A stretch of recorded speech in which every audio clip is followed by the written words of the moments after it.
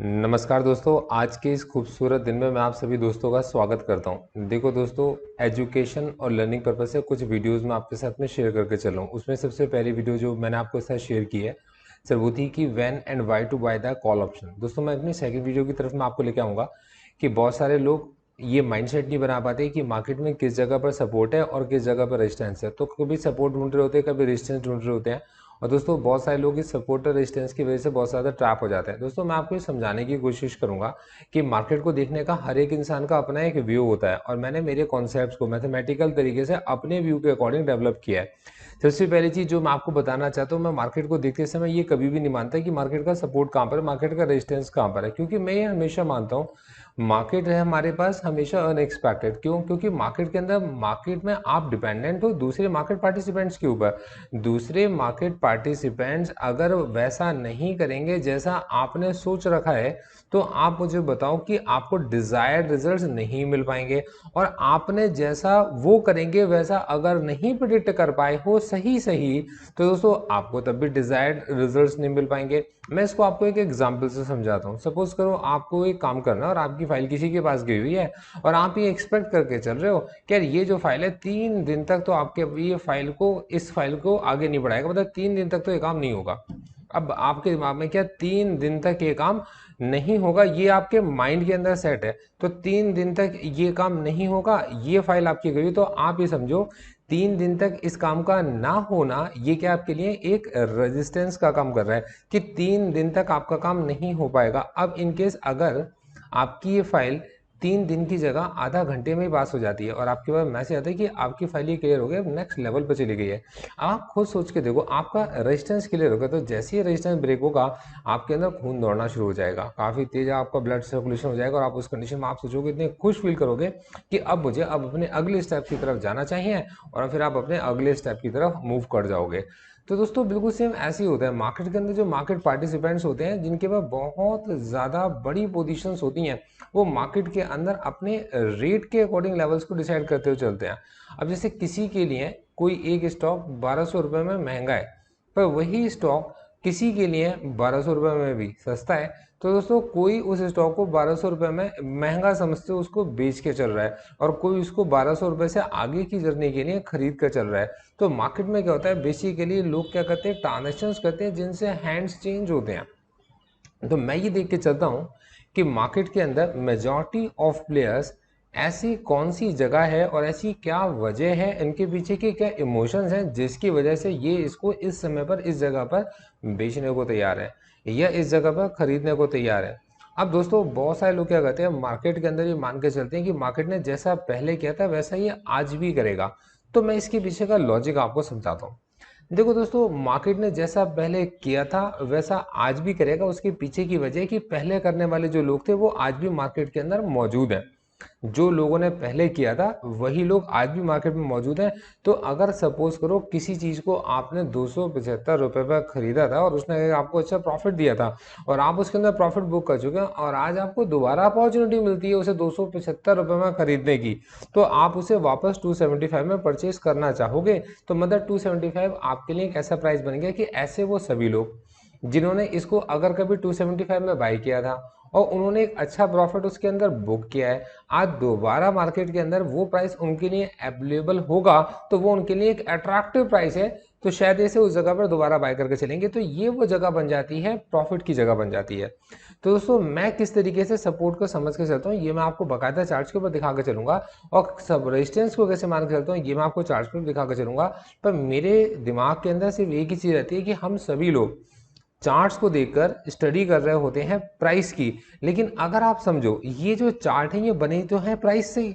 Sir, charts की वजह से प्राइस के अंदर मूवमेंट नहीं आती, प्राइस की वजह से चार्ट में मूवमेंट आती है। प्राइस को देखकर बहुत सारे लोग बाय का या सेल का डिसीजन लेते हैं और उन्होंने बाय का या सेल का क्या डिसीजन लिया ये रिप्रेजेंट करते हैं हमारे को चार्ट्स कि किस तरीके का उनका डिसीजन था, ये हमारे को चार्ट रिप्रेजेंट्स करते हैं। अब चार्ट भी किसी का तरीका अलग होता है देखने का, कोई हिस्टोग्राम देखकर चलता है, कोई इसके अंदर बार ग्राफ देखकर चलता है, कोई इसके अंदर कैंडलस्टिक देखकर चलता है, कोई रैंको चार्ट देखकर चलता है और कोई ओपन हाई लो क्लोज देखकर चलता है। तो बेसिकली वो क्या मार्केट के सेंटीमेंट्स का एक अंदाजा लगा रहा होता है। तो मार्केट में आप जब भी कभी भी किसी भी प्राइस को देखो तो आप उस प्राइस के साथ जुड़े इमोशंस को जरूर देखो। अगर आप प्राइस के साथ प्राइस से जुड़े इमोशंस को स्टडी करना सीख जाओगे, तब आपको ये पता चलेगा कि मार्केट के अंदर अब मशीनें नहीं है। मार्केट के अंदर जो मार्केट में पोजीशन लेने वाले लोग हैं, या वो जो मशीनों से ट्रेड करने वाले लोग हैं, उन मशीनों के पीछे जो एल्गोरिथम को बनाने वाले लोग हैं, वो मेरे और आप जैसे ही लोग हैं। और ये मेरे और आप जैसे लोग जो मशीनों के पीछे बैठकर एल्गोरिथम को डिजाइन कर रहे हैं, उनके पास में एग्जैक्टली वैसे इमोशंस हैं जिनका उनको एक्सेस अवेलेबल है। अब आप खुद एक बात सोच के चलो कि अगर आपको किसी के बारे में ये चीज पता हो कि ये बंदा इस चीज को इस रेट पर खरीद लेगा, तो अगर वो आपको लगता हो कि वो उसे उस रेट पर खरीद लेगा, तो आप उसे उससे महंगा बेचने की कोशिश करोगे और उस रेट पर आकर आप उसे बड़ी क्वांटिटी सोल्ड कर दोगे। आपकी ये कोशिश होगी कि भाई कोई बात नहीं है, ये महंगा महंगा, आप उससे कहोगे अगर आप मुझसे थोड़ा सा ज्यादा सामान लोगे तो ये मैं आपको इस रेट पर बेच दूंगा। अगर आपको ये पता हो कि एक सामान को कोई आदमी 275 रुपए पर बाय कर लेगा, अगर आपको ये हिस्टोरिकली पता हो, तो आप उस समय पर क्या करोगे, आप उसको वो सामान 290, 295, 300, 325 में इस तरीके से बेचने की कोशिश करोगे कि भाई ये भी मैं अगर तेरे को दे के चल रहा हूं तो ये गनीमत है कि मैं तेरे को दे रहा हूं, और मैं इसे नुकसान में तेरे को दे रहा हूं, वरना मैं तेरे को ये कभी भी नहीं देता। अब आपको उसकी वैल्यू पता है कि यार ये वैल्यू आपके इसमें 275 रुपए पर इसको बड़े आराम से खरीद लेता है। अब जैसी वो प्राइस 275 का आएगा, आप कहोगे अगर तू बड़ी क्वांटिटी लेगा तो मैं तेरे को 275 रुपए में बेच दूंगा। तो ऐसा भी मान के आप चल रहे हो कि अगर इसका रेट 275 आएगा तो ये बड़ी क्वांटिटी में परचेज कर लेगा। तो आपने एक बड़े अमाउंट में से छोटा अमाउंट, मतलब छोटी क्वांटिटी तो आपने बड़े महंगे रेट पर बेची, और जैसे ही 275 का रेट आया जिसमें आपको पता है वो बहुत सारे वॉल्यूम में खरीद लेगा, या ऐसी ऑफरिंग अगर उस पर आएगी तो एक बड़ा वॉल्यूम वो ऑक्यूपाई करना चाहेगा, क्योंकि वो बहुत टाइम से स्ट्रगल कर रहा था उसको 300 275 के आसपास खरीदने के लिए। तो ऐसी जगह पर आप क्या करते हो, आप अपनी मैक्सिमम होल्डिंग उसको सेल कर देते हो।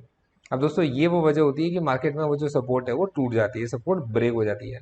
तो दोस्तों मेरे दिमाग में मैं कम मार्केट को इमोशंस के साथ रीड करके चलता हूँ। मैं हमेशा देख के चलता हूँ कि मार्केट में अगर ये प्राइस है, इस प्राइस पर अगर किसी ने खरीदा है तो उसके इमोशंस किस तरीके के हैं, अगर उसने उसको बेचा है तो उसकी इमोशंस किस तरीके के हैं। इसके लिए मेरे को मार्केट के साथ रेगुलर सिंक रहना पड़ता है। तो रेगुलर सिंक रहने के लिए मेरे को न्यूज़ को रीड करना पड़ता है, मुझे लोगों की बातों को समझना पड़ता है, लोग किस तरीके से बात कर कर चल रहे हैं और क्या बात करके चल रहे हैं। दोस्तों उसका सबसे बढ़िया साधन मेरे पास सबसे बढ़िया साधन है, मेरे पास एक न्यूज़पेपर जिसको भी आप फॉलो करते हो। आप कोई भी एक न्यूज़पेपर उठा लो, कोई सा भी न्यूज़पेपर उठाओगे, अगर आप उसको फॉलो करके चलोगे तो आपको इमोशंस पता चलने शुरू होंगे। एक मेजॉरिटी ऑफ द पीपल के इमोशंस मार्केट के अंदर क्या बनने वाले हैं ये डिसाइड करते हैं न्यूज़पेपर्स, इसे डिसाइड करते हैं न्यूज़ चैनल्स, ये इसको डिसाइड करते हैं, क्योंकि आंखें जो देखती हैं, कान जो सुनते हैं, दिमाग उसको सच मान लेता है। तो दोस्तों यही वो वजह है कि मार्केट के अंदर अगर आप न्यूज़पेपर को अवॉइड कर रहे हो, देखो दोस्तों आप कब तक आप टिप प्रोवाइडर्स के पीछे भागते रहोगे। मैं आपके लिए कभी भी टिप प्रोवाइडर नहीं बनूंगा। आप मेरी रिसर्च सर्विसेज को मेरे साथ अवेल कर सकते हो, आप मेरी रिकमेंडेशंस ले सकते हो, पर वो कभी भी आपके लिए टिप नहीं होंगी। क्यों? क्योंकि मैं आपके साथ जो शेयर करके चलता हूँ वो होता है मेरा प्लान, मेरे उस प्लान के पीछे के रैशनल्स मैं आपके साथ शेयर करके चलता हूँ, मेरे बैलेंसेस की मेरा क्या स्टॉप लॉस है और उसका रीज़न क्या है, और मेरे क्या टारगेट्स हैं और उनका रीजंस क्या है। एक एक चीज़ मैं आपको बताकर चल रहा होता हूँ, इसलिए मैक्सिमम टाइम मेरे जो भी प्लान्स होते हैं वो लॉजिकल होते हैं और उनको समझने में वक्त लगता है। तो हमेशा early in the morning 8 o'clock हर रोज़ सुबह आपके साथ में पहले आपको आधा घंटा देता हूँ शेयर करने के लिए कि मेरा मार्केट के इमोशंस के लिए को लेकर क्या व्यू बन रहा है, मार्केट के उस व्यू को समझाने के लिए कि मार्केट के इस व्यू के पीछे मेरे पास डेटा किस तरीके का है, ये डेटा मेरे लिए क्या बोल कर चला है, और अगर इसके डेटा में किसी तरीके का बदलाव आएगा, मतलब लोगों के खरीदने बेचने से अगर कोई चेंजेस आएंगे, तो इस डेटा में अगर किसी तरीके का चेंज आएगा तो वो क्या क्या चेंजेस हो सकते हैं, जो चेंजेस होंगे उनके अकॉर्डिंग किस तरीके के इमोशंस ट्रिगर हो सकते हैं, और किस तरीके के इमोशन ट्रिगर होंगे तो उसके लिए मेरे पास किस तरीके का प्लान है, मेरा उस प्लान में क्या रिस्क है, मैं उस प्लान के जरिए किस तरीके के रिवॉर्ड को टारगेट करने की कोशिश कर रहा हूँ। तो दोस्तों ये चीज़ें मैं आपको सारी सिखा कर चलता हूँ। मैं आपको देखो ये चीज़ कैंडल्स के साथ आप अगर आप देखोगे तो सब मैंने निफ्टी 50 का चार्ट लगा रखा है। मुझसे बहुत सारे लोग पूछते हैं कि आप बैंक निफ्टी या निक के बारे में भी क्यों नहीं बताते, निफ्टी के बारे में क्यों बात कर रहे हो यहाँ पर। देखो दोस्तों मैं समझाता हूँ आपको, बैंक निफ्टी केवल वो लोग जो मार्केट के अंदर हमेशा एक्टिव रहते हैं, एक्टिव ट्रेडर्स हैं। तो मार्केट के अंदर हमेशा एक्टिव रहने वाले एक्टिव ट्रेडर्स बैंक निफ्टी के लिए डिसीजन ले पाते हैं, और बैंक निफ्टी का डेटा बहुत फास्ट चेंज होता है। बैंक निफ्टी में स्टॉप लॉसेस भी बड़े जल्दी लगते हैं, और बैंक निफ्टी के अंदर अभी देखो लोग प्रॉफिट भी जल्दी बुक करते हैं, और प्रॉफिट ना बुक कर पाना कर मार्केट में हाथ से अच्छी पोजीशन से निकल जाना, ये कॉमन सी बात है। तो बैंक निफ्टी बहुत ज़्यादा वोलेटाइल रहती है दोस्तों। ऑप्शंस भी बहुत महंगे होते हैं, हमेशा महंगे रहते हैं उसके। ये वो वजह है जिसकी वजह से मतलब मैं एक ऐसे इन्वेस्टर को जिसकी कैपिटल बहुत कम होती है या कैपिटल ज़्यादा भी होती हो, लेकिन वो एक्टिव उतना ज़्यादा ना हो या उस पर एक्सपीरियंस ज़्यादा ना हो, तो मैं उसको हमेशा अवॉइड करता हूँ मार्केट में ऐसे रिस्क से बचाने के लिए। मैं निफ्टी की तरफ इसलिए लेके जाता हूँ क्योंकि जो निफ्टी है इसमें आपके देश की टॉप की 50 कंपनियां इंक्लूड होती हैं। अब टॉप की 50 कंपनियां एक साथ नीचे गिर नहीं सकती, अच्छे रिजल्ट्स में एक साथ ऊपर उठ सकती हैं। तो आने वाले वक्त में अगर ये कंपनियां जो आपको सर्व कर कर चल रही हैं, भाई ऐसी टॉप 50 कंपनियां जो आपको सर्व करके चल रही हैं, जिनके कस्टमर आप हो, तो जब तक आप हो यहाँ पर और आप उनके कस्टमर भी हो, तब तक वो कंपनियां बहुत बड़े लॉस में तो एक साथ नहीं जा सकती। तो यहाँ पर मैं निफ्टी को इसलिए लेकर चलता हूँ क्योंकि निफ्टी में जितने भी कॉन्ट्रैक्ट्स होते हैं वो सारे के सारे लिक्विड कॉन्ट्रैक्ट्स होते हैं। अब दोस्तों मैंने आपको पूरा सपोर्ट का अपना रीजन, अपने प्लान को बनाने का मेरा रीजन, मैंने अपना लॉजिक बताया है। अब मैं आपको देखो एक चीज़ समझाता हूँ, जो मैं यहाँ पर आपको समझाना चाहता हूँ वही है दोस्तों। मार्केट के अंदर जब भी कभी वेल्थ क्रिएट होती है तो वेल्थ हमेशा लॉन्ग टर्म में क्रिएट होती है। वेल्थ हमेशा लॉन्ग टर्म में क्रिएट होती है, लेकिन मार्केट में अगर ट्रेडिंग की जाती है तो ट्रेडिंग हमेशा शॉर्ट टर्म व्यू के साथ की जाती है। लॉजिक समझ के चलना, मैं हर चीज़ को काफ़ी गहराई से सोचता हूँ, मेरा सोचने का तरीका ही मुझे लोगों से अलग बनाता है। तो दोस्तों होता यह है कि जब कभी आप ट्रेड कर रहे होते हो या मैं अगर ट्रेड कर रहा होता हूँ, तो मेरा व्यू कभी भी बहुत लंबा नहीं होता, मेरा व्यू शॉर्ट होता है। मेरा व्यू होता है 15 दिन का, मैक्सिमम 1 महीने का, आज का और कल का। तभी क्या होता है कि मेरे को हर रोज़ प्लान बनाना पड़ता है, हर रोज़ अपना व्यू बनाना पड़ता है, हर रोज़ डेटा के अकॉर्डिंग समझना पड़ता है। ये ट्रेडिंग है। लेकिन दोस्तों जब कभी वेल्थ क्रिएशन की बात आती है तो वो होती है पोर्टफोलियो, मतलब वो होती है गुल्लक। तो दोस्तों वो जो पोर्टफोलियो के अंदर हम लोग वेल्थ क्रिएशन कर रहे होते हैं, ये हमेशा लॉन्ग टर्म में होती है, और उसके पीछे का भी लॉजिक मैं आपको समझाता हूँ।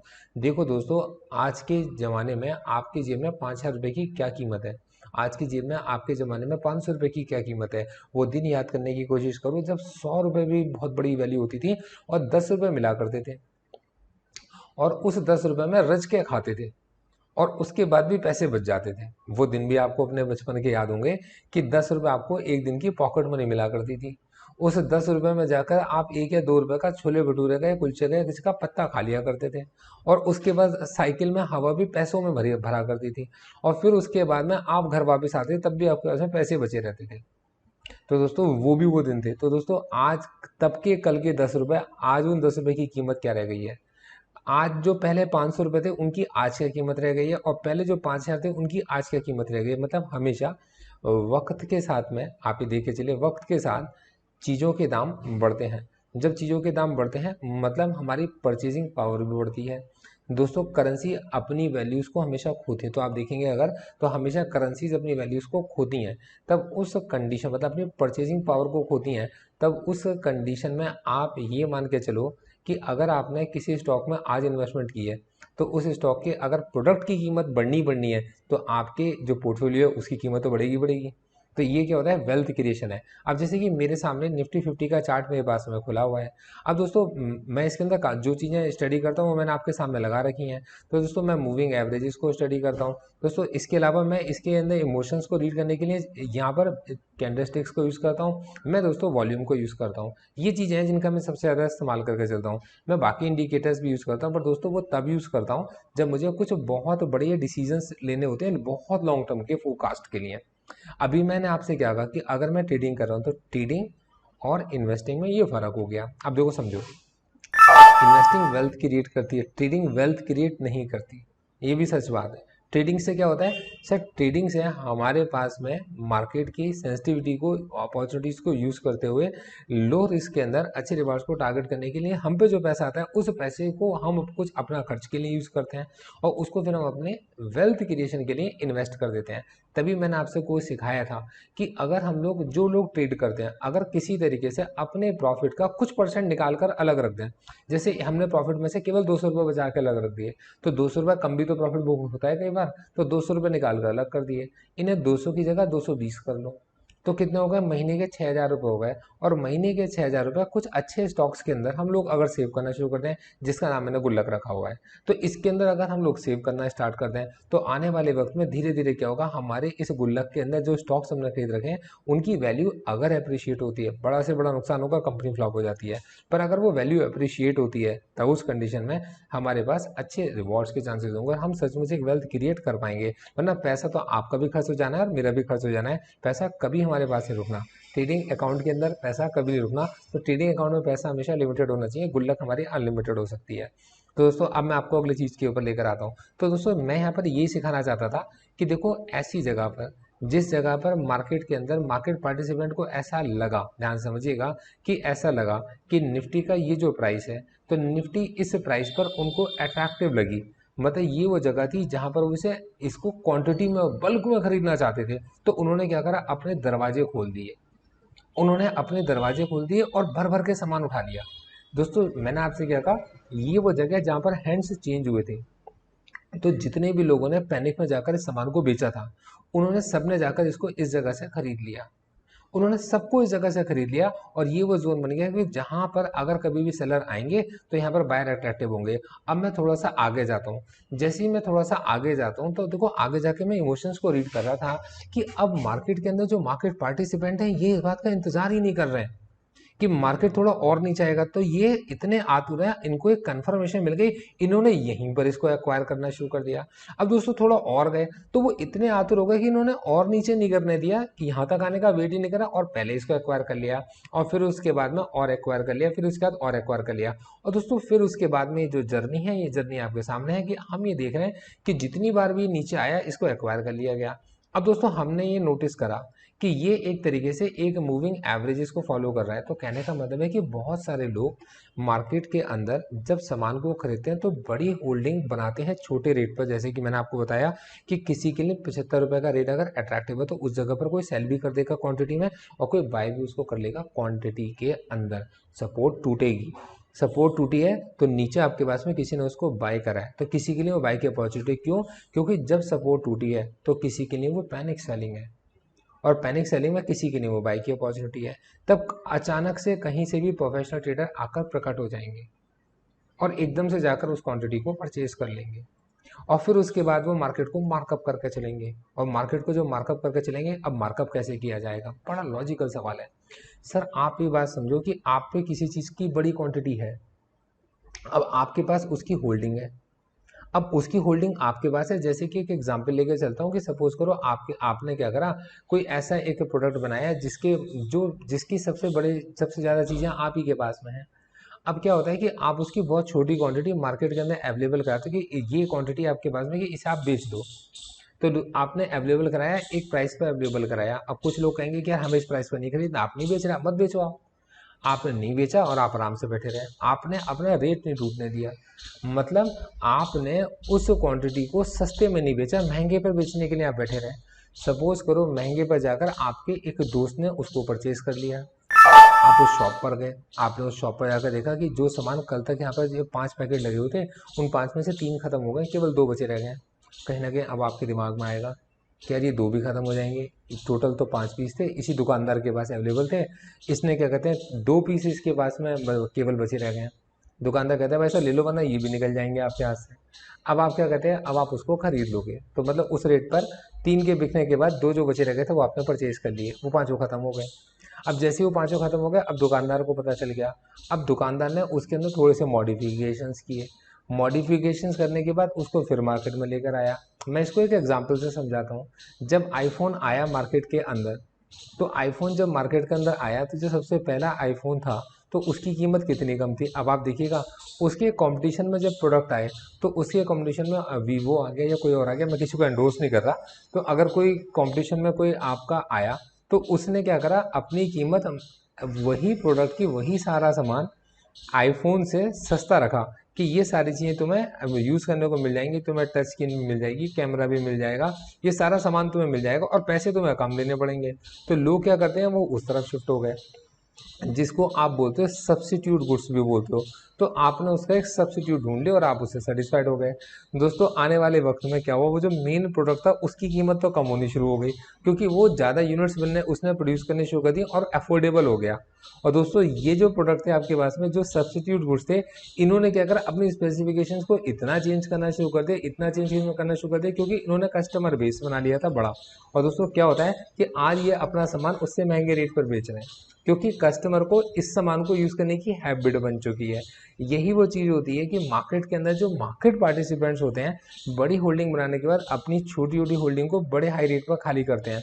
तो दोस्तों जब भी कभी मार्केट अपने हाई रेट के पास जाता है, तो मैं ऐसी जगह ढूंढने की कोशिश करता हूँ कि क्या ये वो जगह ऐसी है जो किसी को अपनी होल्डिंग खाली करने के लिए अप्रोप्रिएट मिल रही है। अब होल्डिंग खाली करने के लिए अप्रोप्रिएट क्या है, वो दुकानदार जिसने पहले 5 क्वांटिटी बेची थी, आज वो 50 क्वांटिटी अपनी बेचना चाहता है। तो वो ऐसी जगह पे बेचना चाहेगा ना जहां पर उसको अपना सामान सस्ता ना बेचना पड़ता हो और उसका सामान बिक जाता हो। तो यहाँ पर क्या होगा, मार्केट पार्टिसिपेंट आपको ये ख्वाब दिखाकर चलते हैं कि मार्केट यहाँ से बहुत ऊपर उठने वाला है। तो मार्केट जब यहाँ से बहुत बहुत ज्यादा ऊपर उठ जाएगा, तब जब आप सोचोगे कि मेरे पास में तो ये यहाँ से यहाँ के यहाँ से बहुत आगे जा सकता है। इसकी वजह से क्या होगा, जब भी कभी वो अपने सामान को आपको बेचेगा, तब आप उससे बार्गेनिंग नहीं करोगे। अब आपको ये पता है कि एप्पल का फ़ोन यार बड़ा इनके कंपैरिजन में बड़ा महंगा हुआ करता था, वीवो वगैरह के कंपैरिजन में बड़ा महंगा हुआ करता था। आज अगर एप्पल इससे सस्ता मेरे को मिल रहा है, तो मुझे इसी की तरफ जाना चाहिए, क्योंकि मेरी बहुत पुरानी इच्छा इसको परचेज करने की थी। तो वो आपकी इस हैबिट का इस्तेमाल करते हैं और यहाँ पर उन्हें अपनी होल्डिंग को खाली करने के लिए क्वेश्चन मिल जाता है कि मार्केट में प्राइस अगर ड्रॉप भी हुआ तो आप उसे परचेज कर लोगे, और यहाँ पर अपनी होल्डिंग आपके हाथ में पकड़ाते हैं। दोस्तों ये वो इमोशंस हैं, ये वो साइकोलॉजी है जो मार्केट में हमेशा काम करती है। और दोस्तों जिस दिन हम इन्हें इस साइकोलॉजी से, इस इमोशंस के साथ मार्केट को देखना शुरू कर देते हैं, तब दोस्तों हमें सिर्फ प्राइस दिखाई देता है। तभी बहुत ज्ञानी लोगों ने ये बात बोली है कि भाव भगवान छे, है ना, भाव भगवान है। तो बहुत सारे लोगों ने बोला है, तो केवल प्राइस दिखता है। अब दोस्तों हमें फिर कंफ्यूजन्स में नहीं पड़ना, हमें इमोशंस और प्राइस केवल ये दो चीजें देखकर चलनी है। वॉल्यूम क्या है हमारे पास में, इमोशंस है, और प्राइस क्या है, इस प्राइस पर वो वॉल्यूम बनाए, मतलब इस प्राइस पर वो इमोशन बनाए, और हमारे को न्यूज के साथ सिंक होकर चलना है।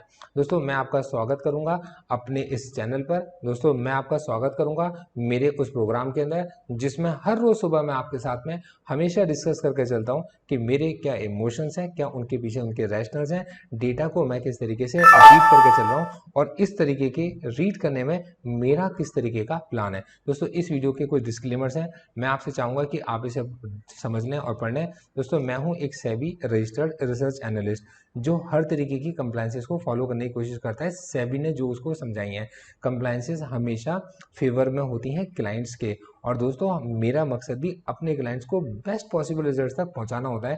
दोस्तों किसी तरीके के किसी ब्रोकर से मेरी कोई भी आपके पास में कोई, ना तो मैं किसी का एपी हूँ और ना मैं किसी से तरीके की कोई बेनिफिट्स लेकर चल रहा होता हूँ।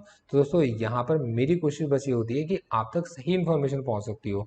दोस्तों ये मेरे कुछ डिस्क्लेमर्स हैं जो आपको वीडियो के डिस्क्रिप्शन में मिल जाएंगे, और आप इन्हें यहाँ से पढ़ भी सकते हो। तो ये मेरी पब्लिक अपीयरेंस का एक डिस्क्लेमर है, आप इसे यहाँ से देख सकते हो। इनकेस अगर आपका कोई भी डाउट होता है, तो फिर आप मुझे व्हाट्सएप करिए मेरी इस वीडियो के रिलेटेड, या इसके कमेंट बॉक्स में डालिए। और अगर आपको ये वीडियो पसंद आई हो, तो दोस्तों मैं आपसे चाहूँगा कि आप इस वीडियो को एक लाइक जरूर कीजिएगा, और आपका इस वीडियो से रिलेटेड जो भी कुछ आपको सीखने को मिला, कमेंट में उसकी समरी लिख कर जाइएगा। ये समरी जब आप लिखोगे, तब आपको पता चलेगा पूरी वीडियो आपने एक साथ कितनी समराइज कर दी है। Thank you so much, all the best.